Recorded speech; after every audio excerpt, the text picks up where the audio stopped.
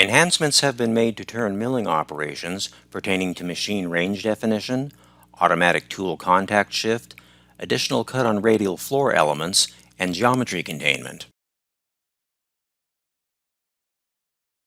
The axial range and radial range groups improve usability for machining range definition.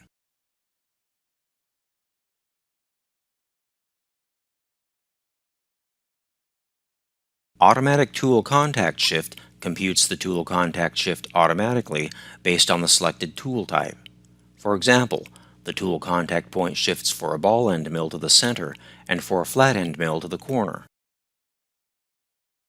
When using radial limits, additional cut on floor causes the radius of the first cut to be one depth step below the radial end limit. The last cut is located at the radial start limit. When the lower radial limit is set to 0, the last cut is at the cutting tolerance value. Turn milling tool paths may now use the in-process workpiece to consider previous machining operations and ensure a more efficient machining process.